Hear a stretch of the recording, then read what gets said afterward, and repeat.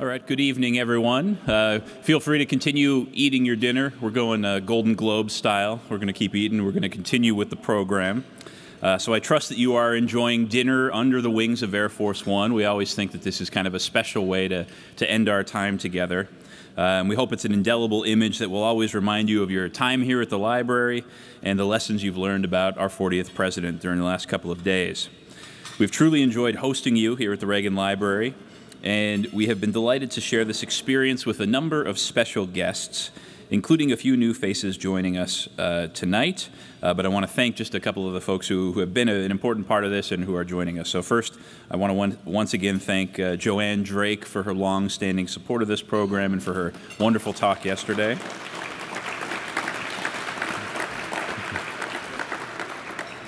I also want to thank Josie Lust, our partnership at Scholarship America. Where's Josie? Oh, there's Josie in the back. You can clap for her twice because she's the one who's going to make sure you get those scholarship checks if you want. So, we're also happy to welcome back one of our panelists from last night and a returning GE scholar, Simon. Thank you for coming back and joining us again tonight. And we're also pleased for one of our 2017 GE-Reagan Foundation scholars who joined us all day today, Odysseus. Where's Odysseus? There he is. Odysseus, welcome back. And Odysseus' sister, Anastasia, is also a GE-Reagan Foundation scholar. So for those of you with younger siblings, keep in mind, when we say family, we mean family when we're talking about this. So I think we have 3 sets of siblings in our network so far, so we're happy to add to that. We also have with us 2 recipients of our local scholarship program. Reedy Hegde, who just graduated high school. Is Reedy here? Reedy? Yeah? Oh, okay. Oh, there's Reedy. Oh, hi, Reedy. As well as April Ball, who attends Stanford. So April's here as well. So welcome back to our scholars. And I also want to thank our team for their work on this event. So just joining us again, I'll list them really quickly. So we have Rebecca Harding, Megan Gately, Jamie Lee Rude, and the wonderful Whitney Pagan. So thank you so much for all of our team members who are here and back.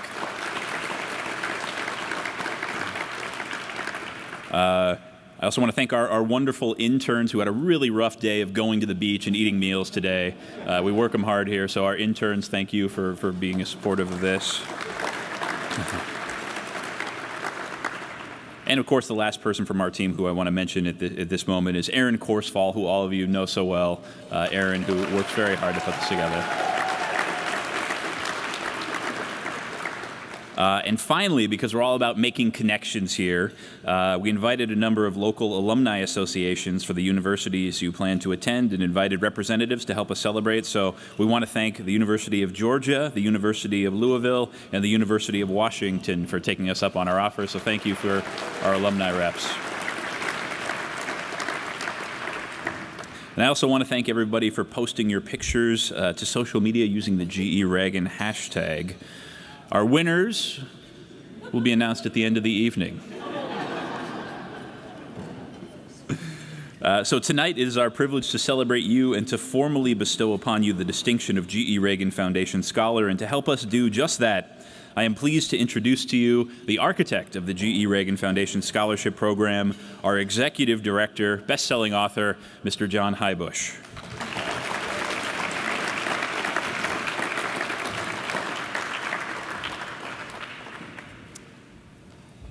Thank you, Tony. Best-selling author is correct. Have you all been taken to the bookstore and seen my books? No, thank you, Tony. Tony and his team have kept me apprised of your time here at the library so far. Each year, we host 500,000 people just like you who get the chance to do something I was able to do firsthand when I got my first job out of college in Washington, D.C., and that is learn a whole lot about Ronald Reagan.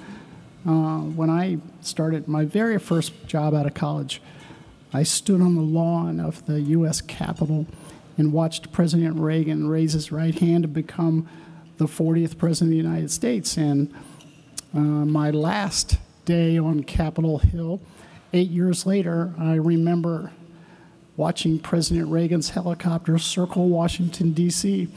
as he departed for California. So I got to see him up close today, and yesterday you got dipped in Reaganomics, as it were, but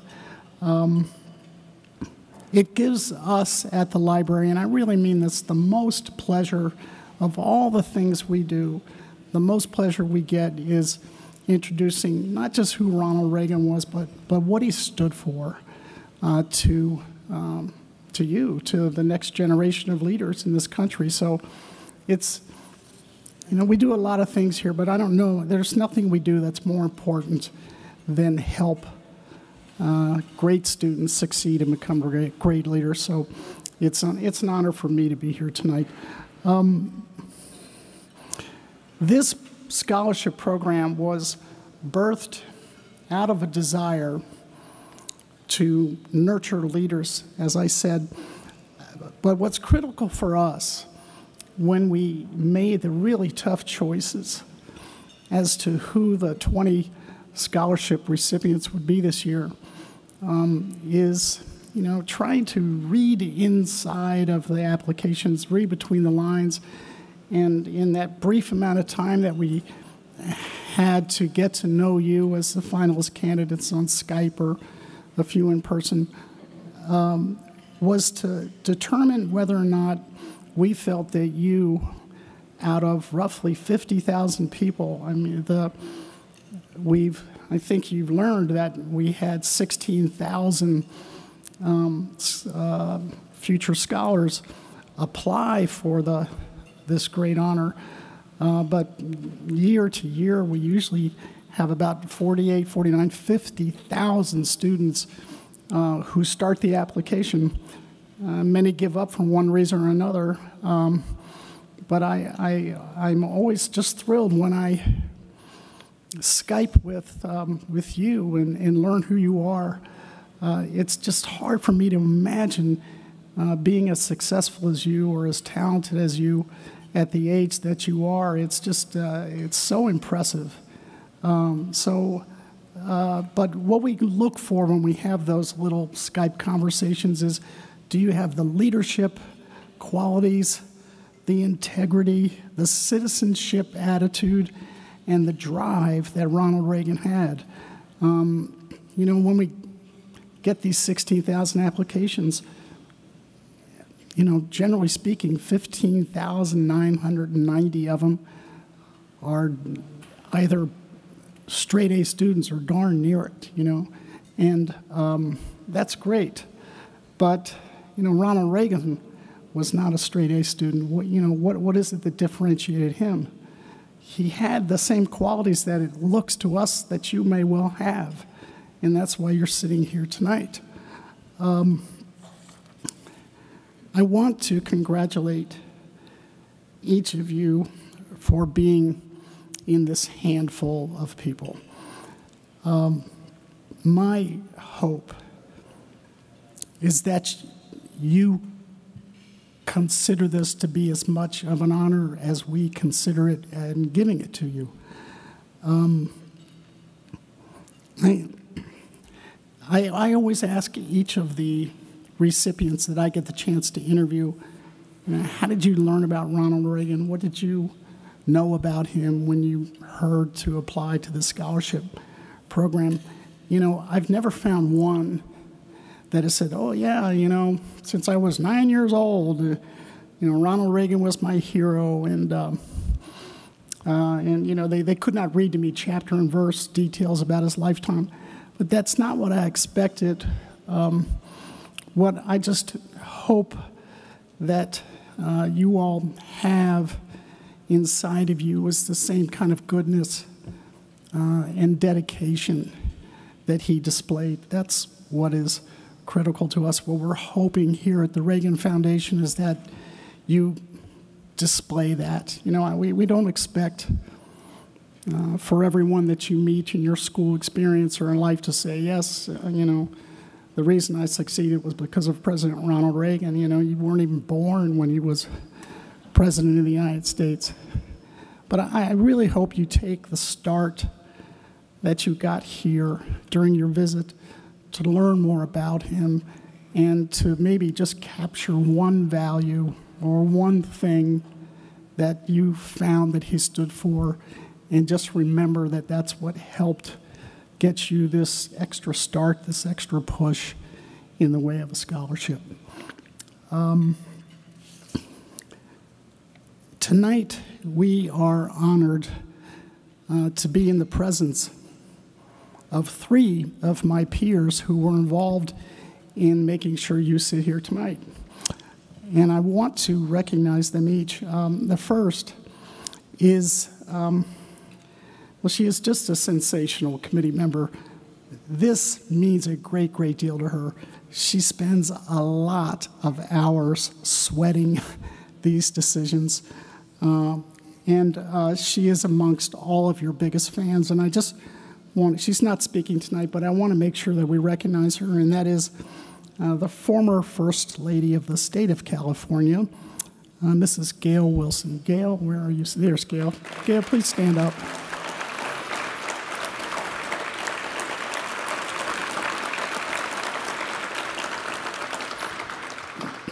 You should all go away tonight imagining or just knowing that Gail is all of your fairy godmothers. Okay, she's your fairy godmother. It's a great. As I've noted, none of this would be possible without this global behemoth of an international company called General Electric. As you've seen, as you've learned, I hope you have, Ronald Reagan spent about 8 years not only appearing in a television program you've never watched called GE Theater. That was even before my time. But also, he traveled this country by train for 8 years and went to hundreds of General Electric plants and spoke to many tens of thousands of GE employees in a critical period in his life before he decided to run for the governor of California. And those GE experiences shaped how he thought about the world and gave him a gravitas and an ability to speak with authority on many, many public issues. So his time at General Electric was just truly, it built who he was. And I can't tell you how appreciative we are of General Electric, not only for the millions and millions of dollars that that company and its employees have donated to this effort, but also for the valuable time that some of its most senior executives at that incredible company have spent learning about you. It's a modern-day miracle. It really is. And so we have one of our selection committee members is here tonight. I think he spoke yesterday. Tony Danhart, who is the university relations leader for General Electric. He's just tirelessly worked on this program and is so dedicated to it. So we want to say thank you to Tony for coming. Where are you, Tony? I know you're here somewhere. Tony. Thank you, Tony.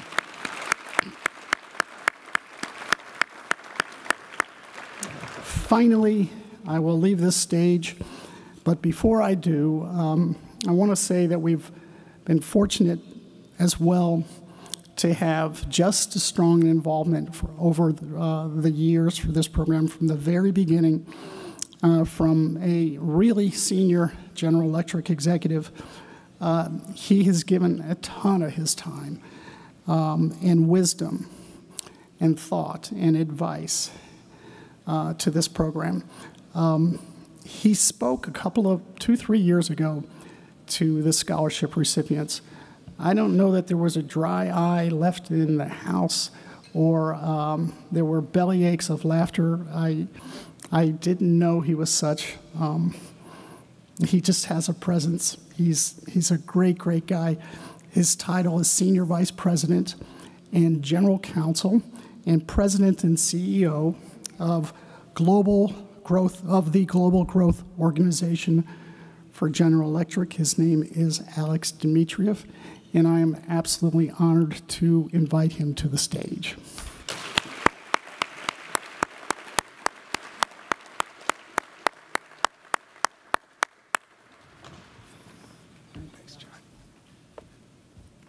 It's tough to follow a best-selling author, but it's so great to be back to one of my favorite places in the country, and I want to thank the interns for joining the team this year to help preserve a very important part of our history that deserves to be studied, that has many lessons that all of us can learn through the years. So thanks again for having me. John, thanks for having me back. Aaron, thanks for the continued great work on the program. But I'd like to start by talking to the parents, if I could, for a second. You know, we've been talking a lot about the GE-Reagan Scholars for the last 2 days. Let's put that on hold for just one sec. Thank you for your children. I have to say that when Tony and Gary Sheffer and Gail and John and us start the selection process every year, it is such a reinvigorating exercise for us that restores our faith in the future of this country. You have raised amazing children who are not only smart, but who have done so many things in the community, so many things for their schools, got letters of recommendation from leaders in your communities that just sang to us when we read them. What a job, incredibly well done. So congratulations on just providing this country with future leaders and raising such wonderful young men and women who it's a privilege to welcome to the GE-Reagan Scholarship Program. You know, scholars, believe it or not, this is an emotional time for your mom and dads because you're leaving for school. And there's some big changes coming up at home. And sometimes, you know, having sent 3 kids to school myself and feeling that little pang when I see them walk out the door, I know you're getting ready for a big emotional time. So, you know, hug your parents tonight and say thanks for everything they've done for you, because you wouldn't be here without them. And I just want to, on behalf of the whole foundation, again, thank you for the young men and women that make us so proud to do this program. It's just amazing. We also had some great conversations today, and you know, I was going to talk about some other stuff, but I have to say I was really motivated by the 2 conversations I had with the 2 groups of scholars today to talk about 2 aspects of President Reagan that I think all of us who worked in the Reagan administration remember about President Reagan. One was just his genuine sense of decency and tolerance. One of my favorite pictures here at the museum is of President Reagan and Tip O'Neill. And they're sitting together, enjoying each other's company, having a cocktail at 6 o'clock at night in the White House. Now, for those of you who don't remember, President Reagan and Tip O'Neill did not agree about a single thing. I think they opposed each other on every single issue, came at it from completely different directions. But you'd never know it from watching the 2 of them interact, because they had a profound respect for each other, they listened to each other, they respected each other's views in a way that, quite honestly, you just don't see these days. We need to go back to an atmosphere where people can talk to each other, disagree with each other, and do so respectfully towards a common goal. Because what unites us is always much greater than what divides us, and yet sometimes you wouldn't know that from watching what passes for political discourse these days. So we talked about this a little bit this afternoon, but please remember these basic points as you go off to start college. Respect the views of people who disagree with you. Listen, and I mean really listen, to both sides of an argument, and make sure that you're allowing people on both sides of an issue a fair opportunity to state a principled case in support of what they believe. Believe in the power of ideas and of reasoned debate. That's what's made this country great. And that means standing up for what you believe in a respectful and principled way, even when others, as they will, engage in name-calling, hate-mongering, and shouting. Don't let them bait you into it. Promote a spirit of inclusivity on campus. Wherever you go to work, be the voice of reason. Be the voice of truth. We're counting on you for the future of this country to be that sensibility that we need. That's what President Reagan stood for. That's what so many people remember about him. That's why so many people were proud to work for him. Because at the time that he was elected, and again, people don't really remember this because of the type of president that he became, but everybody thought that he was this conservative, radical governor out of California. And by the time he had served as president for 8 years, people remember President Reagan as someone who listened, and someone who compromised, and someone who respected the views of Democrats, as well as those of Republicans. And we need more of that. And the spirit of our conversation this afternoon was all about how you guys had met each other and all of a sudden understood that you could disagree about things without being disagreeable. And that's so important, and I hope it's something that you'll take with you to school and that you will always remember. And the second thing, again, that all of us remember about President Reagan, and I have a very personal connection on this, is how President Reagan embraced differences in people. And he was a fierce advocate in favor of immigration in this country. And he believed that our differences make us stronger as a country. And we talked about that again this afternoon, and how the GE-Reagan scholars, when you look at them together and the photos that you took this week, and also when you look at the history of our classes, really reflect the mosaic of the United States, geographically, ethnically, and culturally. And that's so important, and Tony and I can tell you that that's important because diversity and inclusion have been an important part of GE's success over the years. You know, diversity captures all the many ways in which our employees around the world differ. Inclusion means developing environments in which all of our employees can participate, reach their full potential, and in the process empower GE to reach its full potential.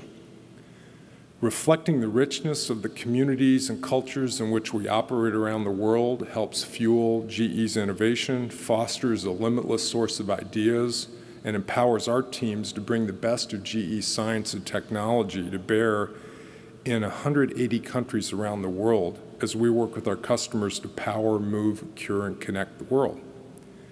So at GE, our past 125 years have left us convinced that a company that aspires to change the world has to reflect the diversity of the world.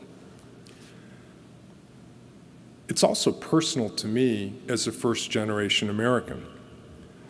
You know, I stand before you tonight as living proof that the American dream can be more than a romantic ideal in some novel someplace. I'm a son of Russian parents, Valentina and Alexei, who came to this country nearly 60 years ago without knowing a single word of English. And by dint of their hard work and sheer willpower and determination, made incredible opportunities available to me for which I will forever be grateful. I will never, ever forget the huge smile on my dad's face when I was inducted as a White House Fellow back in 1985, and President Reagan said to a room full of proud parents, like the proud parents here in this room tonight, that only in America could an immigrant hope to see his son get a job working for the President of the United States when he was 27 years old.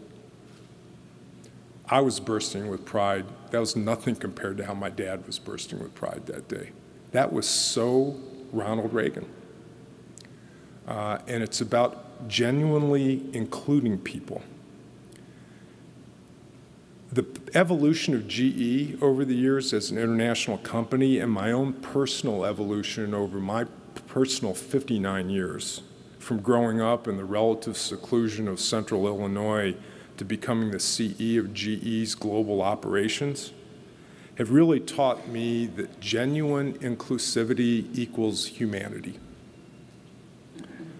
My professional experience at GE and with other companies over the past 35 years have also taught me that while the character of executives shapes a company's approach towards issues like diversity, a company's character also significantly influences the behavior of its executives and employees. It's a virtuous circle. So this is where you, our new GE-Reagan scholars, come in, and where you are poised to make such an important difference. My generation is counting on you to step up to attend to our unfinished business. And our unfinished business is getting everyone in the spirit of genuine inclusivity to own up to the reality that issues affecting women, people with disabilities, African Americans, Hispanics, Asian Americans, and members of the LGBT communities are really everyone's issues. That's our unfinished business. Do your part at your colleges, at your companies, at your government agencies, wherever your careers take you and wherever your journeys take you, to make sure that you establish genuine meritocracies where people's success is determined by the quality of what they do and the enthusiasm and integrity with which they do it, and not by how they look, what their gender is, their religion, which languages they speak, the color of the skin, or who they love. Now, I'm talking in big, lofty terms tonight because you're GE-Reagan scholars. Get used to it. We're counting on you, and I know you can do it. And that's why we are so proud to partner with the Reagan Foundation to make opportunities like the ones that you're about to have available to awesome young women and men who are poised to be the next generation of leaders in this country. And then, if you'll indulge me for just another 2 minutes, I'm now at the stage of my career where I always say that I'm going to take the liberty of saying a couple things to people that I wish people had said to me back when I was graduating from high school and going to college. So here's just a couple gratuitous pieces of advice that I hope you'll keep in mind in the next couple years. First of all, take chances and risks when they're made available to you. The longer you wait to try for that part, to try to play or write that song, to get up and do debate, to try that new sport, to try to learn that new instrument, to take a class that you're interested in, the harder it is. So don't be bashful about going for it in college. Take some risks. Don't go the safe route. Embrace the entire opportunity. The second one is be civil. You know, in the world that we're in today, it's just too easy to get caught up in what you see online and YouTube and the snarkiness and some of the nastiness. And yeah, it can be funny from time to time. But what happened to just being a nice person? So,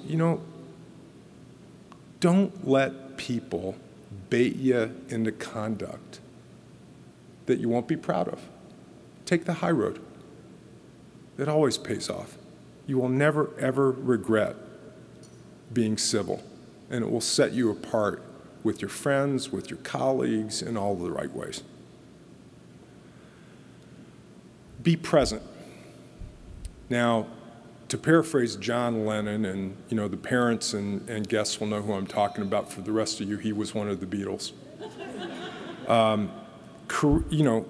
Life is what happens when you're busy making other plans. Be present in school. Enjoy every single week.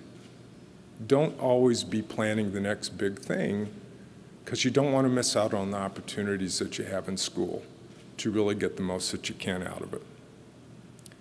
And then here's the part that I know you aren't going to believe me when I say this, but honestly, I mean this. Take in all of school.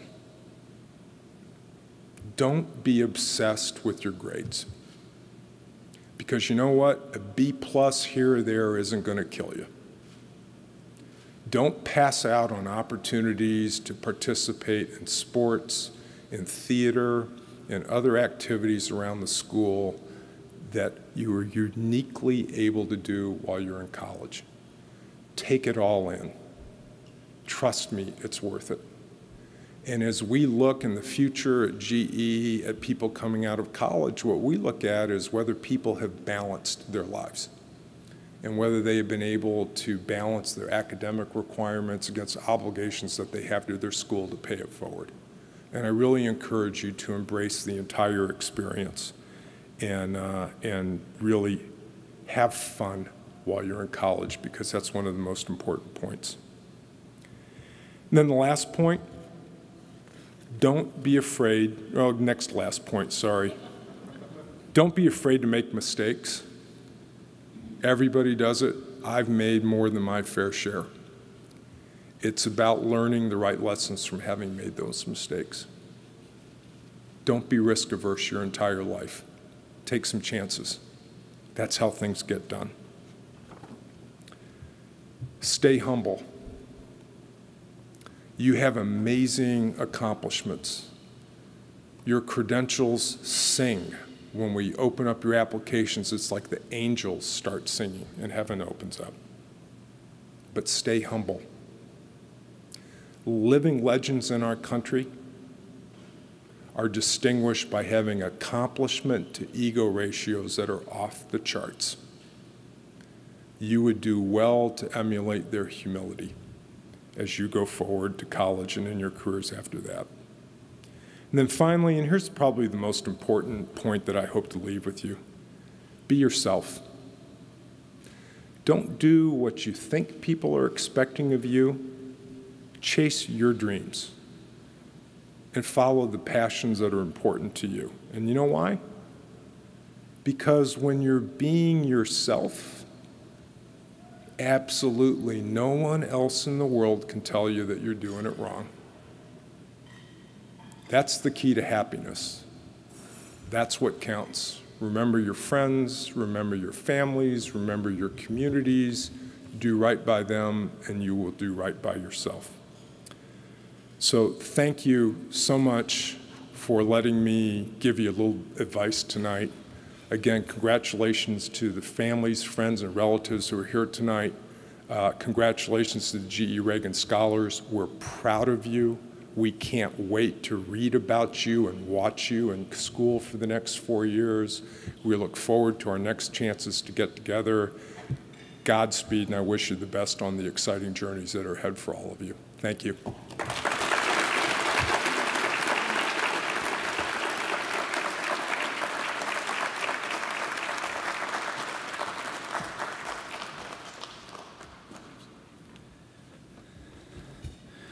All All righty, well, thank you very much, Alex. The partnership that we have enjoyed for these past 8 years with GE to establish and grow this program really has been truly remarkable, and we thank you for all that you've done to make that happen. And so now it is time for us to formally recognize you for your achievements. I'm going to call your name in just a few minutes, and I'm going to ask you to please come to the stage and be recognized. I'm going to invite to the stage the members of our selection committee that we have with us. So Mrs. Wilson, Mr. Danhart, Mr. Highbush, please join us on stage. And then I'll call your name. Walk on up. I'm going to start reading your highlights as you're walking up, and I'll probably continue to read them while you're up here. But we're going to get you an award. We're going to take a photograph. We can get a nice round of applause. So first up, Josh Anderson.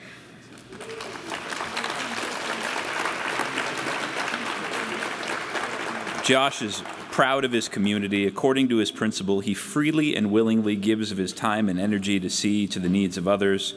An active leader and alumnus within the Hugh O'Brien Youth Leadership Organization, he continues to serve as a leadership seminar volunteer. He was a captain of the varsity track and field, cross country, and wrestling teams, and a leader for the Fellowship of Christian Athletes. Josh was secretary of the Associated Student Body, Future Business Leaders of America, and his award-winning Skills USA team. He served as president of the National Honor Society and 4-H Club, and through ASB, he planned and led a number of fundraising efforts with a local nonprofit partner. Rooted in both his faith and his family's background in ranching and farming, Josh has traveled to Mongolia to advise on agricultural practices. From Ontario, Oregon, Josh will be attending the College of Idaho in the fall. Congratulations, Josh.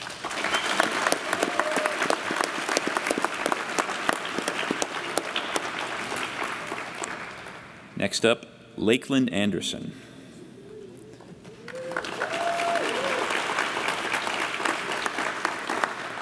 First off, no relation to Josh. Lakeland's principal describes her as respectful and a complete joy to be around, citing her phenomenal work ethic as the quality that sets her apart. She has served as president and secretary of her class, secretary of Health Occupation Students of America, and state secretary for Business Professionals of America. She splits her time between sports and the arts. She's president of Speech and Drama, president of One Act, a member of the choir, editor of the Yearbook Club, and chief photographer. Was also an award-winning captain of the varsity basketball and slow and fast-pitch softball teams, and a member of the Fellowship of Christian Athletes. Following the lead of her faith and her family, with whom she is very close, she has volunteered for numerous local causes and participated in domestic missions experiences. One small but notable effort was a transformation of the girls' bathroom at school to feature uplifting and positive messages to encourage her peers. In her words, "When girls don't feel like they are enough, our walls are there to say you are enough." Lakeland is from Ada, Oklahoma, and will attend East Central University in the fall. Congratulations, Lakeland.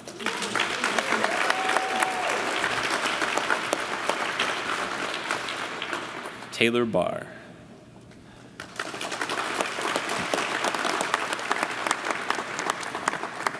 According to Taylor's principal, achievements do not matter to him, expectations do. What she meant by that is that Taylor sets high goals and expects to reach them, but only through hard work and effort. This tenacious student was president of the Technology Student Association, class treasurer, vice president of 4-H, co-captain of the Scholars Bowl math team, co-founder of the Civil Advocacy Group, a member of the National Honor Society, co-captain of the varsity cross country, and a member of the varsity track team. He's passionate about his faith and volunteers for his church, among other organizations. Most notably, Taylor has fallen in love with parliamentary procedure. So if you ever have any questions about that, Taylor's your guy. As a leader for Future Business Leaders of America, Taylor ran for and was appointed national parliamentarian, defeating nearly 1,000 candidates. From Burlington, Kansas, he is eager to lead and serve at Creighton University, where he will be a business research fellow this fall. Best of luck to Taylor.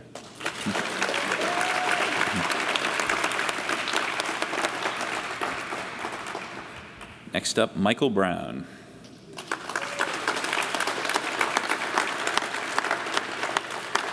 Inspired by his mother's sacrifice and work ethic, Michael vows to take advantage of all the opportunities presented to him. As he observed the challenges facing his community and school, he turned his frustrations into action. He founded his school's first diversity club and put on a culture fair that earned him the Princeton Prize in Race Relations. Michael was awarded the President's Gold Volunteer Service Award, serving organizations such as the Key Club, the World Youth Foundation, and the Mayor's Youth Council. Michael held leadership positions for his school's mock trial, Model UN, Young Dems, World Scholars Club, Black Student Union, and French Club. He was an officer with Junior Statesmen of America, a national qualifier for speech and debate, and captain of the varsity tennis team. As his counselor observes, Michael has a strong voice that he is not afraid to use. We are glad for that. From Houston, Texas, with plans to attend Stanford University this fall, congratulations, Michael.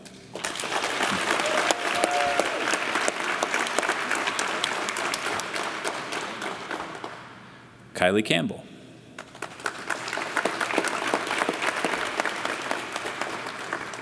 Kylie has blossomed in leadership opportunities in her small community of Jet, Oklahoma.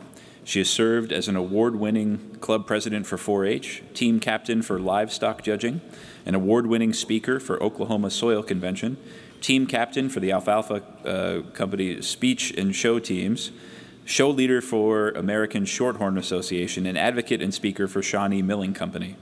She has served these interests further in the areas of art, drama, and social media. Among her many volunteer endeavors, Kylie founded Hats of Happiness, which makes crochet and knit hats and donates them to hospitals for new babies and cancer patients. Under her leadership, the organization has donated nearly 600 hats and has expanded a retail sales model where hats are sold and proceeds fund the nonprofit. Her advisor notes that a mark of a good leader is being able to handle challenges, which Kylie has tackled facing health catastrophes in her family. These experiences prompted her to pursue a career in healthcare following college at Northwestern Oklahoma State University. Congratulations, Kylie.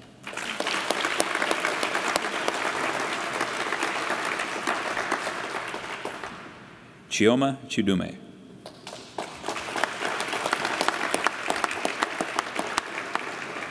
In a word, her principal describes her as unstoppable.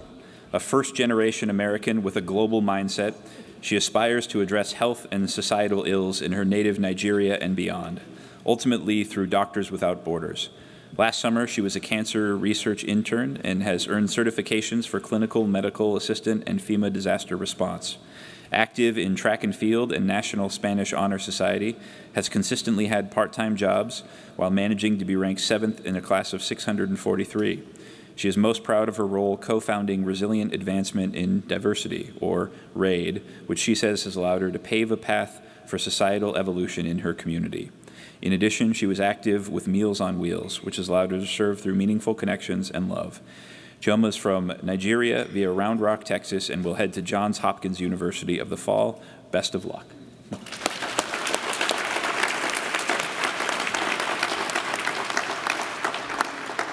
Andrew Dimmer.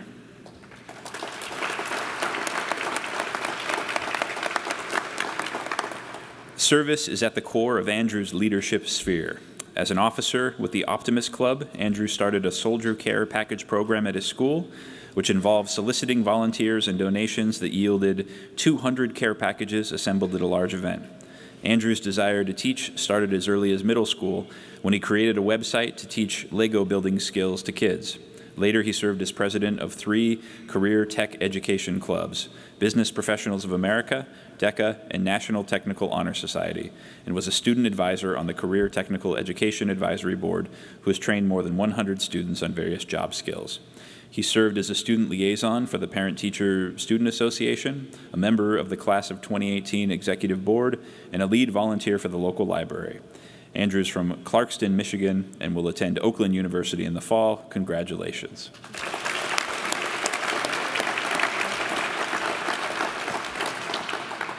Taylor Noel Fields.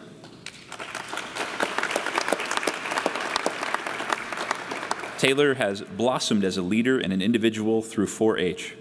During her time with the organization, Taylor has assumed numerous leadership positions: Vice President, President, Chair of the Planning Committee, member of the Membership and Education Committee, team recruitment leader for many projects, as well as roles at the county and state level. Among her most significant experiences with 4-H, Taylor established Someone Can See Through Your Eyes, a 4-H service project that educates the community about eye care and health. She is an advocate and speaker for numerous 4-H events and programs, including leading anti-bullying plays in New York City and Washington, D.C., a cause that is very personal to her. This honor roll student is also a member of the Spanish Club and varsity cheerleading squad. From Aberdeen, Mississippi, Taylor will attend the University of Mississippi in the fall. Congratulations.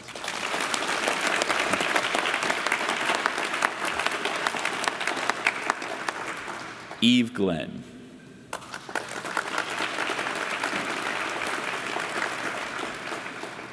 Despite attending more than 10 schools over the course of 8 international moves for her military family, Eve turned to volunteerism to improve each of the communities in which she lived. Her service efforts ranged from tutoring in a STEM recycling project she created to sponsoring supply numerous drives and serving as president of a box tops collection program. A competitive cheerleader and Irish dancer, Eve's passion is research. She has participated in programs through the University of South Florida and Florida State University and has led many research efforts. She was selected to present her findings at the Junior Science and Humanities Symposium in Germany. She has a global mindset and was lauded for her ability to bring out the best in people with whom she works. Eve is from Tampa, Florida, and will attend Brown University in the fall. Congratulations, Eve.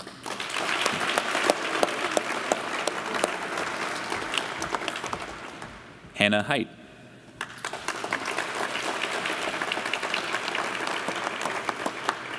In addition to maintaining exceptional grades, Hannah has served as varsity captain for cross country and track, vice president of 4-H, and a leader in the Girl Scouts. Through her deep involvement in Future Farmers of America, Hannah discovered the intersection of her agricultural roots and her passion for combating hunger. After writing a research paper that she presented at the Iowa Youth Institute and later the Global Youth Institute, she received an internship opportunity with the International Livestock Research Institute in Ethiopia. This experience shaped her future career goals and the way Hannah leads and serves in her own community. She has extended her desire to address food insecurity at home by starting a backpack meals program. From New Hampton, Iowa, Hannah will attend Iowa State University and hopes to continue to explore sustainable agriculture. Congratulations.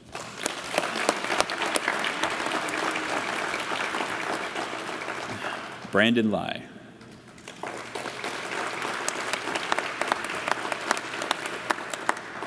Brandon thrives in the areas of math and science. Group leader for the award-winning math team and team captain for Future Problem Solvers, Brandon's chief passion was the Science Olympiad. Competing at the varsity level since freshman year and later team captain, Brandon led his team, organized a tournament for middle school students, and earned first place in state and tri-state competitions.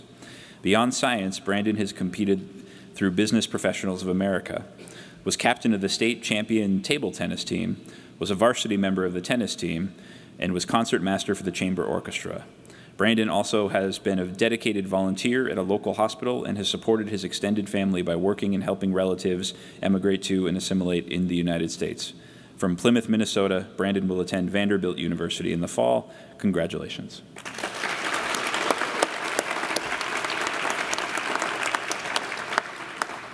Julie Truck Wynn.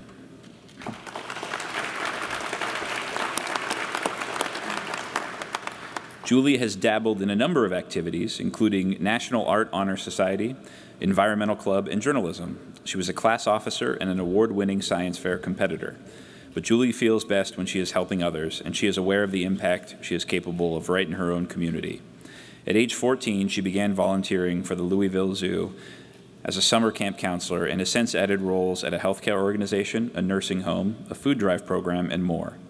Most notably, Julie was selected to intern at the James Graham Brown Cancer Center and dove into researching cervical cancer. Her exposure to the devastation of cancer resulted in her joining the Children's Hospital Teen Board, where she led a team and fundraised for important hospital programs. Julie's volunteer and internship experiences helped direct her career aspirations of becoming a pediatrician. Valedictorian of her class, Julie is from Louisville, Kentucky, and will attend the University of Louisville in the fall.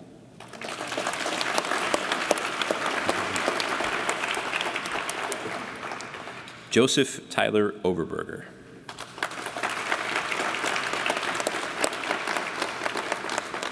Tyler's leadership from a young age earned him the nicknames such as the Ambassador and Mr. Governor. He has proudly represented his state in leadership events in Chicago and Washington, D.C., and was president of the Student Council, president of the National Honor Society, school representative for Boys State, and president of the Future Farmers of America. He was captain of the football and basketball teams and has served numerous hours in volunteer roles, including as a caretaker for his grandmother. An entrepreneur, Tyler turned a lawn mowing business into a landscaping enterprise with more equipment and 5 part-time employees. After attending college at New Mexico State University, Tyler hopes to practice law and run for elected office. From Roy, New Mexico, please welcome Tyler Oberberger.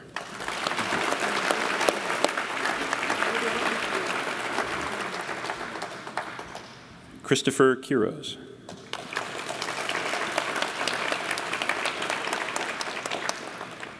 Just let me know if there is anything else I can do to help, became the mantra by which Chris was known at his school and in his community.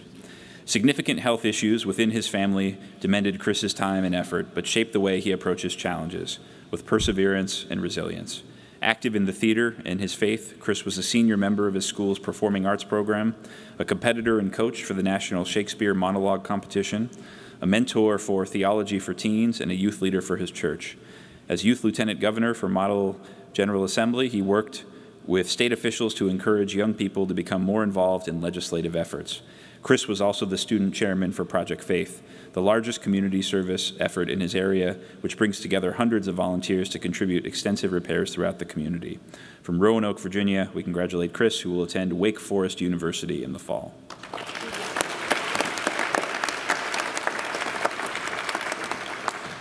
Brandon Staple.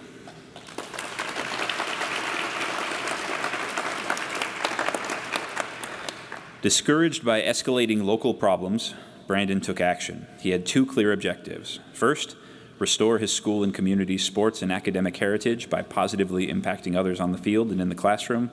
And 2, use technology to improve his area. From this, Brandon founded Community Excellence Through Sports to use athletics as a platform for local unity and pride. As captain of the varsity soccer team himself, he led the team to 3 consecutive state playoffs, a school record. On the technology side, he founded his second nonprofit, Community Advancement Technology Initiative, which developed an app to use cell phones as weather sensors to improve weather prediction accuracy for the farm economy. In addition, the organization developed a reward-based app that incentivized positive youth police engagements.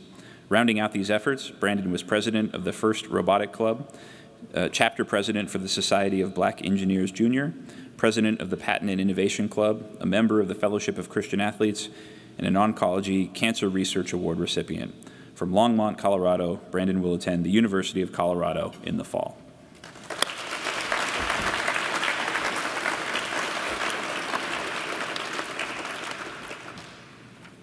Hamp Thomas.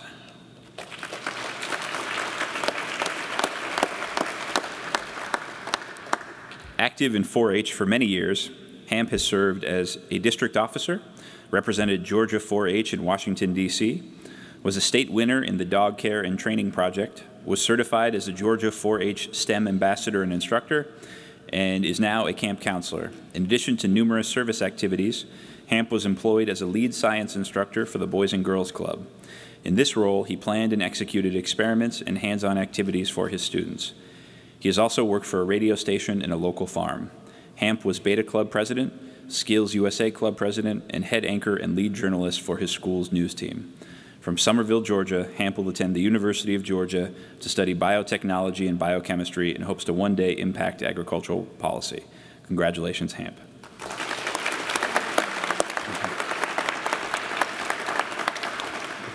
Valerie C.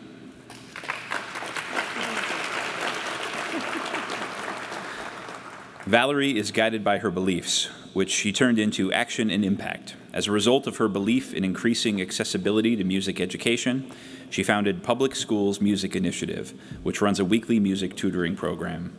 Passionate about empowering victims of sexual assault, Valerie co-developed an app that equips users with security tools and advocates for improvements in the legal justice system. She founded Game for Your Future, an organization that focuses on accessibility to STEM education through gaming. Through this work, she was selected for a Stanford University initiative that diversifies the computer science community and has been a nationally recognized speaker. She was a leader for the First T, representative for Girls Who Code, treasurer of the Key Club, secretary of Speech and Debate, and a mentor for DECA. Valerie is from Bellevue, Washington, and will attend the University of Washington in the fall. We wish you the very best, Valerie.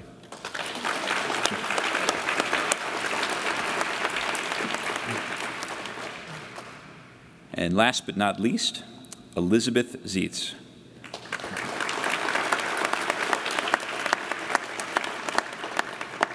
An award-winning international concert pianist. This isn't a surprise to anybody who saw her play last night. Elisabeth uses her amazing gift talent to give back. Realizing that musicians, unlike athletes, do not have communities in which they could support one another, she created a statewide network called California Young Musicians. This organization connects award-winning musicians across the state, advocates for music and music education in local communities, runs a monthly program at a children's museum, and organizes concerts and master classes.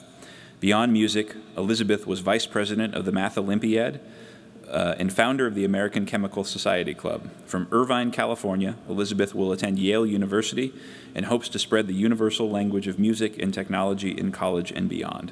Congratulations, Elisabeth.